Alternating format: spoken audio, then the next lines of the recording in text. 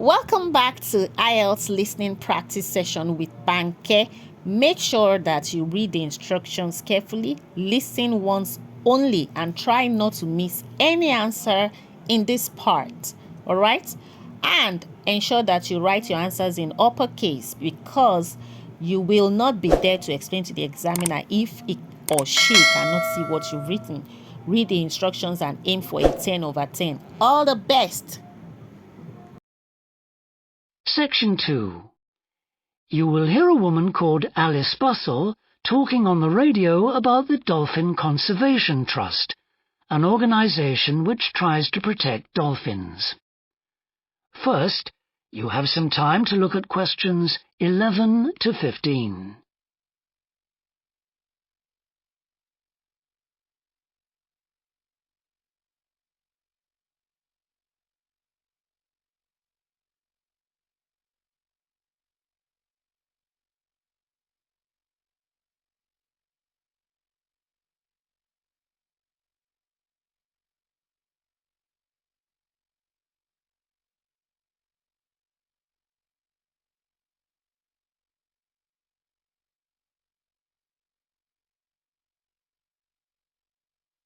Now listen carefully and answer questions 11 to 15.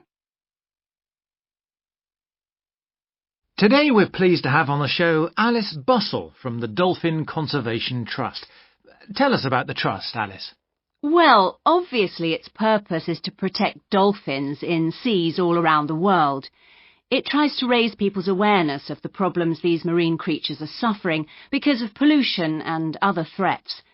It started 10 years ago, and it's one of the fastest growing animal charities in the country, although it's still fairly small compared with the big players in animal protection. We're particularly proud of the work we do in education. Last year, we visited a huge number of schools in different parts of the country, going round to talk to children and young people aged from 5 to 18. In fact, about 35% of our members are children. Oh.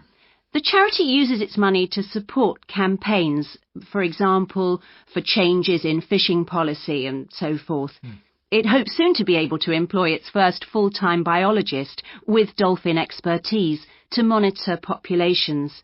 Of course, many people give their services on a voluntary basis, and we now have volunteers working in observation, office work and other things. I should also tell you about the award we won from the Charity Commission last year for our work in education. Although it's not meant an enormous amount of money for us, it has made our activities even more widely publicised and understood. In the long term, it may not bring in extra members, but we're hoping it'll have this effect. Is it possible to see dolphins in UK waters? Yes, in several locations. And we have a big project in the east part of Scotland. This has long been a haven for dolphins because it has very little shipping. However, that may be about to change soon because oil companies want to increase exploration there. We're campaigning against this because although there'll be little pollution from oil, exploration creates a lot of underwater noise. It means the dolphins can't rest and socialise. This is how I became interested in dolphin conservation in the first place. I had never seen one, and I hadn't been particularly interested in them at school. Then I came across this story about a family of dolphins who had to leave their home in the Moray Firth because of the oil companies, and about a child who campaigned to save them. I couldn't put the book down. I was hooked. Before you hear the rest of the talk, you have some time to look at questions 16 to 20.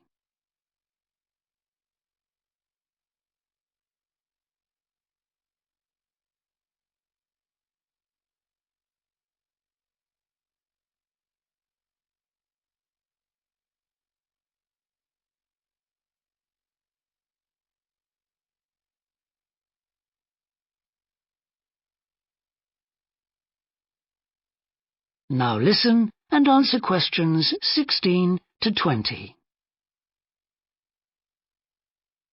I'm sure our listeners will want to find out what they can do to help. You mentioned the Adopt a Dolphin scheme. Can you tell us about that? Of course. People can choose one of our dolphins to sponsor. They receive a picture of it and news updates. I'd like to tell you about 4 which are currently being adopted by our members: Moondancer, Echo, Kiwi and Samson. Unfortunately, Echo is being rather elusive this year and hasn't yet been sighted by our observers, but we remain optimistic that he'll be out there soon. All the others have been out in force. Samson and Moondancer are often photographed together, but it's Kiwi who's our real character, as she seems to love coming up close for the cameras, and we've captured her on film hundreds of times. They all have their own personalities. Moondancer is very elegant and curves out and into the water very smoothly, whereas Samson has a lot of energy. He's always leaping out of the water with great vigour. You'd probably expect him to be the youngest. He's not quite. That's Kiwi. But Samson's the latest of our dolphins to be chosen for the scheme. Kiwi makes a lot of noise, so we can often pick her out straight away. Echo and Moondancer are noisy too, but Moondancer's easy to find because she has a particularly large fin on her back, which makes her easy to identify. So, yes, they're all very different. Well, they sound a fascinating group. And how would you go about... That is the end of section 2. You now have half a minute to check your answers.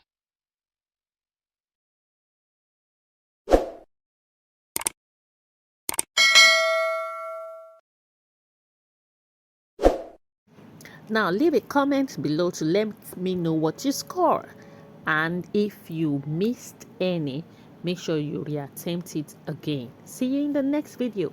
Bye.